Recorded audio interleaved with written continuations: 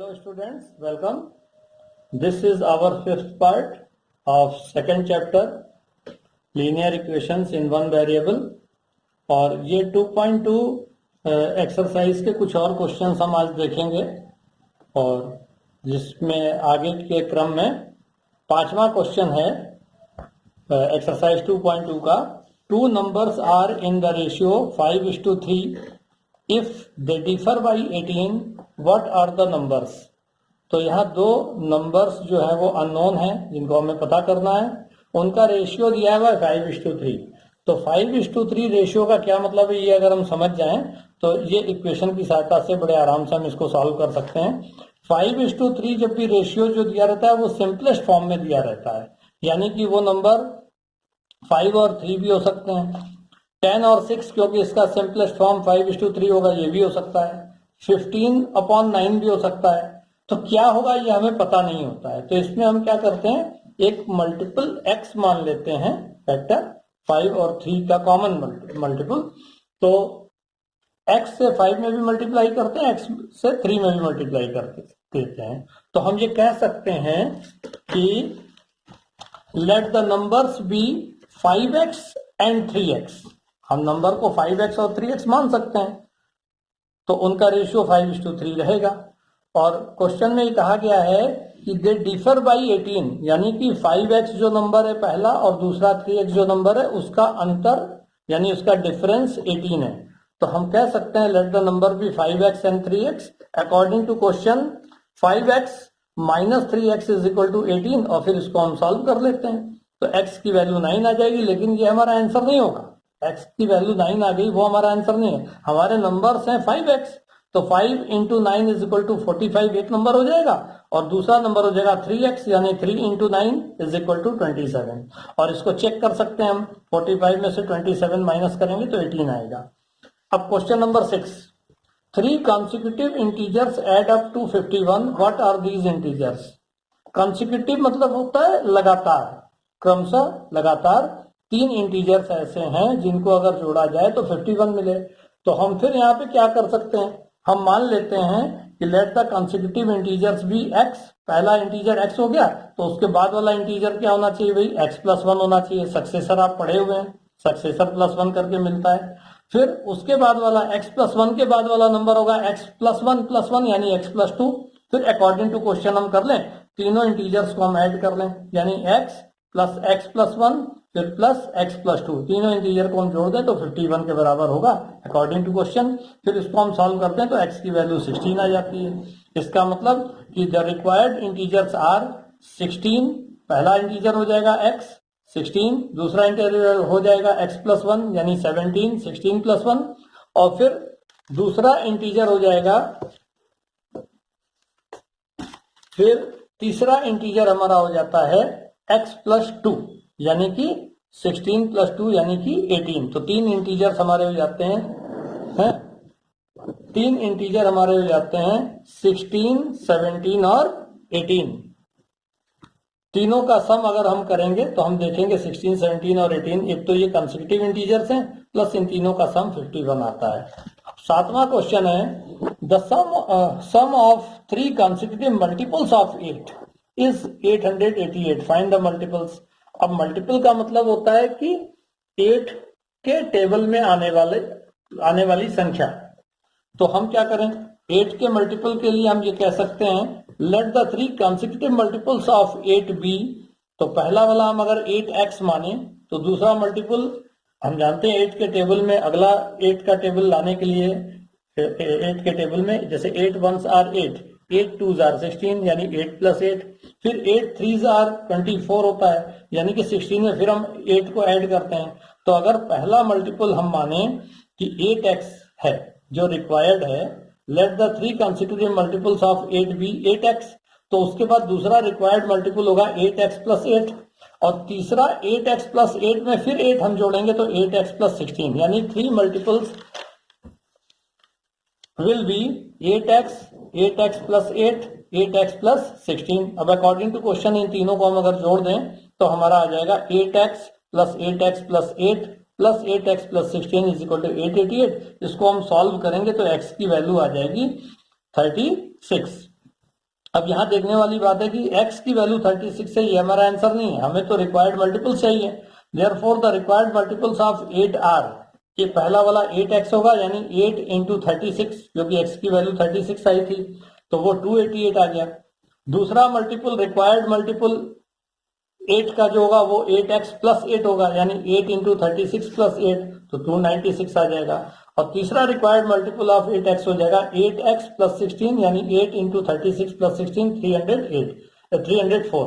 अब हम चेक कर लें कि हमारा आंसर सही है कि नहीं है। तो तीनों को जोड़ने पर, इन तीनों रिक्वायर्ड मल्टीपल को जोड़ने पर 888 आता है, जो ये साबित करता है कि हमारा आंसर सही है। Now question number 8, 3 consecutive integers are such that when they are taken in increasing order and multiplied by 2, 3 and 4 respectively, they add up to 74. Find these numbers.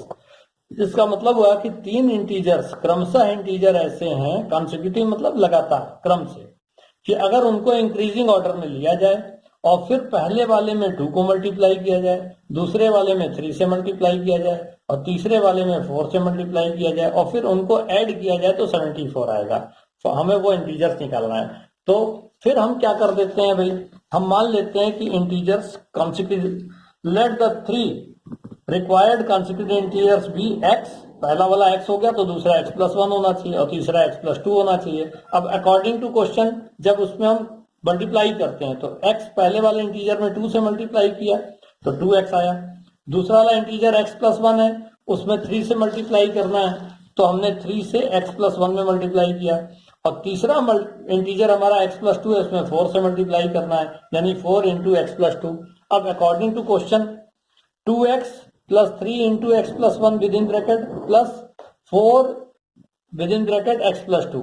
अब हमें यहाँ पे ब्रैकेट का डिस्ट्रीब्यूटिव लॉ लगाते हुए brackets को open करना होगा, तो 2x प्लस 3x प्लस 3 हो जाएगा, डिस्ट्रीब्यूटिव लॉ लग गया यहाँ पे। फिर 4x प्लस 8 होगा इज इक्वल टू 74। जब हम सॉल्व करेंगे इसको सिंप्लीफाई करके तो x की वैल्यू 7 आती है। अब यहाँ पे x की वैल्यू 7 आ गई तो ये भी हमारा आंसर नहीं है। अब हमारे रिक्वायर्ड कॉन्सिक्यूटिव इंटीजर्स क्या होंगे वो देखना पड़ेगा। तो पहला इंटीजर है 7x, दूसरा हो जाएगा x प्लस 1 यानी 8 और तीसरा इंटीजर हो जाएगा x प्लस 2 यानी 9। 7, 8 एंड 9। अब इसको चेक कैसे करें, तो पहले इंटीजर में 2 से मल्टीप्लाई करना था 2 इंटू 7, दूसरे इंटीजर में 3 से मल्टीप्लाई करना था तो 8 इंटू 3, और तीसरे इंटीजर में 4 से मल्टीप्लाई करना था तो 9 इंटू 4, और इन सबको हम जोड़ते हैं तो हम देखते हैं कि 74 आता है। इसका मतलब हमारा आंसर रिक्वायर्ड इंटीजर्स 7, 8 और 9 है, जो कि हमारा रिक्वायर्ड आंसर है वो सही है। क्वेश्चन नंबर 9 थोड़ा एज से रिलेटेड है। क्वेश्चन नंबर 9 जो एज से रिलेटेड है, the ages of Rahul and Haroon are in the ratio 5:7। 4 years later the sum of their ages will be 56 years. What are their present ages? तो present as पूछ रहा है राहुल और हारून की, और उनका रेशियो दिया है 5:7। तो जैसे पिछले क्वेश्चन में हमने देखा था कि x हम एक वेरिएबल ले लेते हैं और फिर हम रेशियो में ये कह देते हैं कि let the present ages of Rahul and Haroon be 5x years and 7x years, क्योंकि रेशियो दिया हुआ है 5:7। तो राहुल की प्रेजेंट एज हमने 5x years मान ली और हारून की हमने प्रेजेंट एज 7x years मान ली। तो 4 साल के बाद उनकी एजेस क्या होगी, तो Rahul age will be 5x plus 4 years। अभी तो प्रेजेंट एज 5x है, इसमें 4 जोड़ देंगे तो 4 साल बाद की एज मिल जाएगी। ऐसे ही हारून की एज हो जाएगी 7x प्लस 4, क्योंकि प्रेजेंट एज 7x years है, उसमें 4 हम जोड़ दें तो 7x प्लस 4 हो जाएगी। अब अकॉर्डिंग टू क्वेश्चन में क्या कह रहा है कि उनकी एजेस 4 साल बाद जो उनकी एज होगी उस एज का सम 56 years है। तो according to question 5x plus 4 Rahul की एज 4 साल के बाद, 7x प्लस 4 हारून की एज 4 साल बाद, इन दोनों का सम 56 होना चाहिए। तो इसको हमने जोड़ दिया तो ये आ जाएगा 5x plus 4 plus 7x plus 4 is equal to 56। और फिर इसको सिंप्लीफाई हम करते हैं तो 5x प्लस 7x 12x हो गया, 4 प्लस 4 8 हो गया, 50 इज इक्वल टू 56। फिर हम ट्रांसपोज करके इस इक्वेशन को सॉल्व कर लेते हैं और x की वैल्यू हमारी आ जाती है 4। ये भी हमारा आंसर नहीं है 4, अभी तो हमें राहुल की प्रेजेंट एज निकालनी है। तो Rahul present age is equal to 5x years यानी 5 इंटू 4 यानी 20 years। और इसी तरह हारून्स प्रेजेंट एज 7x ईयर्स यानी 7 into 4 ईयर्स यानी 28 ईयर्स। अब इसको हम चेक करके देख सकते हैं, चेक करके ये देख सकते हैं कि भाई राहुल की जो प्रेजेंट एज है वो 20 साल है और हारून की प्रेजेंट एज 28 ईयर्स है, तो इन दोनों का रेशियो जब हम निकालेंगे तो 5:7 आएगा।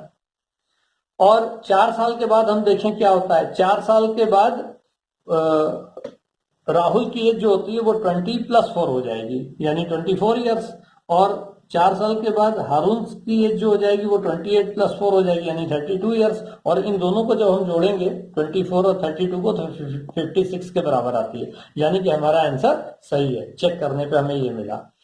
अब एक क्वेश्चन और है छोटा सा, वो देख लेते हैं। Question number 10, the numbers of boys and girls in a class are in the ratio 7:5. The number of boys is 8 more than the number of girls. What is the total class strength? यानी कि किसी class में बच्चों की संख्या, लड़कों की संख्या, लड़कियों की संख्या का जो रेशियो है 7:5 है, और जो लड़कों की संख्या है वो लड़कियों की संख्या से 8 ज्यादा है। उनकी टोटल स्ट्रेंथ बतानी है क्लास की। ठीक, तो हम फिर वही मान लेते हैं कि let the number of boys be 7x and the number of girls be 5x। अब हम जान रहे हैं कि बॉयज की संख्या गर्ल्स की संख्या से 8 ज्यादा है, यानी बॉयज की संख्या according to question 7x, boys की संख्या में से गर्ल्स की संख्या को हम घटा दें। 7x माइनस 5x करें तो इक्वल टू 8 आएगा, तो इसको सॉल्व करेंगे तो x की वैल्यू 4 आ जाएगी। अब number of boys in the class क्या है भाई, 7x है, तो 7 into 4 करें 28 आ जाएगा। इसी तरह नंबर ऑफ गर्ल्स क्या था, 5x हमने माना था, तो 5 into 4 करें तो 20 आ जाएगी। अब इसको हम चेक करके देख सकते हैं कि हमारा ये आंसर सही है कि नहीं अभी। और number of boys minus number of girls, तो हम देख रहे हैं 28 माइनस 20 करें तो 8 आएगा, और हमसे पूछा गया है कि what is the total strength of the class, तो हम इन दोनों को ऐड कर दें। Number total strength of the class, total strength of the class, तो number of boys plus number of girls दोनों को हम जोड़ दें तो हमारा आंसर आ जाएगा 48 स्टूडेंट्स। 48 स्टूडेंट्स, 48 बच्चे हैं जिसमें 28 लड़के हैं और 20 लड़कियां हैं। अब बाकी के क्वेश्चन हम लोग बाद में देखेंगे। Thank you very much.